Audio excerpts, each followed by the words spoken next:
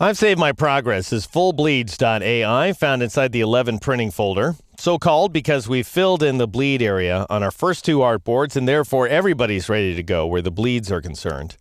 In this exercise, I'm going to show you how to automatically assign crop marks to specific objects inside of your artboard. So here's the idea.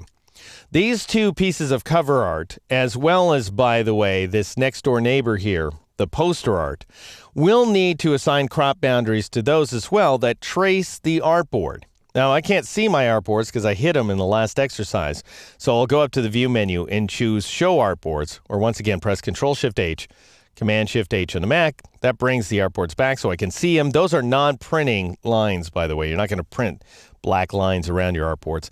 However, you are going to want to have crop marks there to identify the boundaries of your trim size. And you'll actually create those crop marks when you print the document. You can set those up inside the print dialog box. However, what I'm talking about here are crop marks around multiple objects on a single artboard. So the most common example is business cards. Let's say you have an artboard filled with business cards and you want to set up crop boundaries around each and every one of those business cards so that they can get cut out either by a commercial printer, or you might print your own business cards and cut them out yourself. So I'm going to demonstrate not on business cards because I don't have any inside of this document. I'll demonstrate crop marks on a skateboard and a surfboard right here.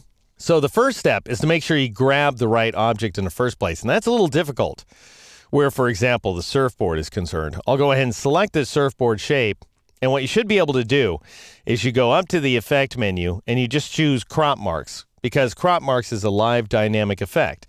Now, you don't have to visit a dialog box. There's nothing else to enter. You have no control over the size or the thickness of these crop marks.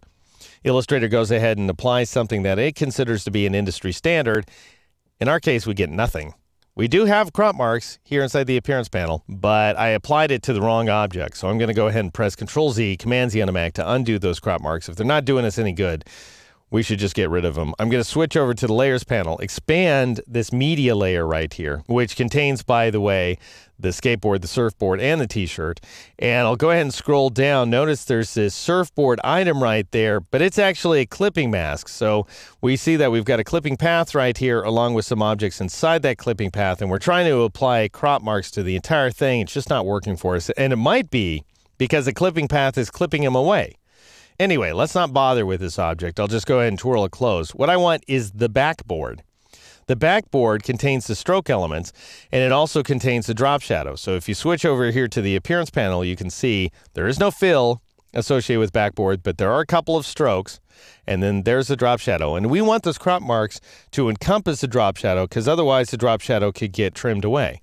Anyway, so this will make sure it happens. Go up to the Effect menu. Choose Crop Marks once again, or notice you have these commands right here at the top of the Effect menu that allow you to repeat the last effect.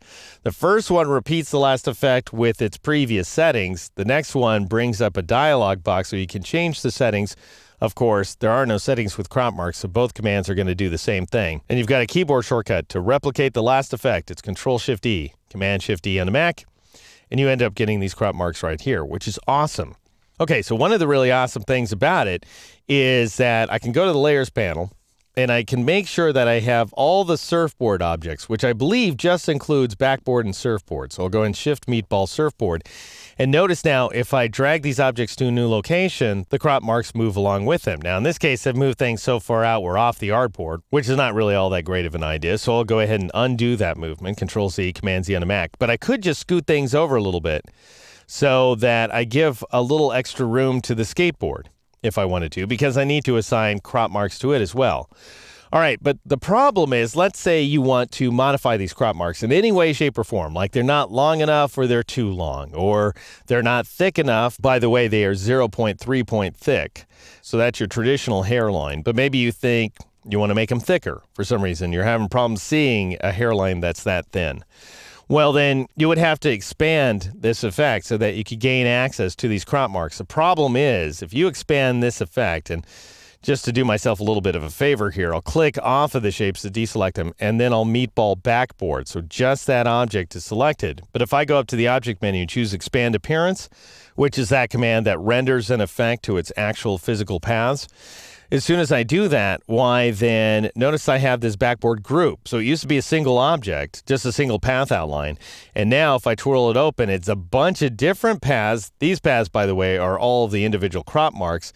And then I'll scroll all the way down to this group item, twirl it open, and we can see it contains its own group as well as an image. The image is the drop shadow, and then if I twirl open that other group, those are my two stroked paths on top of each other. So I've just gone and expanded things way too far. So I'll go ahead and press Control-Z, Command-Z on the Mac to undo that expansion. Instead, what I would do, if I want to edit those crop marks, then I would apply a static crop mark effect, which is something we lost in Illustrator CS4, but we've gotten back in Illustrator CS5. And here's how you get to it. I'll go ahead and identify the path that I want to apply the crop marks to, which would be the background skateboard path right there, which is simply labeled path, but it's right above surfboard here inside the layers panel. Then instead of going to the effect menu, and bear in mind that the effect menu always delivers dynamic effects inside of Illustrator. Instead, you would go over to the menu that delivers many of the static versions of those effects, which is the object menu, and you would choose this command right there, create trim marks. And that will create static trim marks, as you can see right there. If I twirl open the type layer, went ahead and put them on the type layer, the top layer in the stack there, and notice what I have now is a group. And if I twirl open that group, it's a group of little paths. But it has nothing to do with expanding the skateboard. So the skateboard is no longer even selected. These are completely independent path outlines. And now, for example, I could say, I don't want the line weight to be 0.3 point. I want it to be 0.5 point or something along those lines. You may work with a printer that's very demanding about these kinds of things, or you might feel very fussy about it yourself. And then let's say you wanted to make all your crop marks a little shorter, but you wanted to make sure that they still surround exactly the proper area. You would do this. Check this out. First, you would ungroup this group of objects right there by going up to the object menu and choosing the ungroup command. Very important step, by the way. Control-Shift-G, Command-Shift-G on the Mac. The paths are all still selected, so that's a good thing. Then you go up to the object menu, choose transform, and choose this guy, transform each, which transforms each of the selected objects, and they have to be independent objects, so they can't be inside of a group, each of those independent objects with respect to its own unique reference point. So it's not going to mess up the relative positioning here. Got a big keyboard shortcut, Mash or Fist D, Control-Shift-Alt-D, Command-Shift-Option-D on the Mac. Brings up the transform each dialog box. Be sure to turn on the preview checkbox, and I'm just going to scale each one of these items to 75%.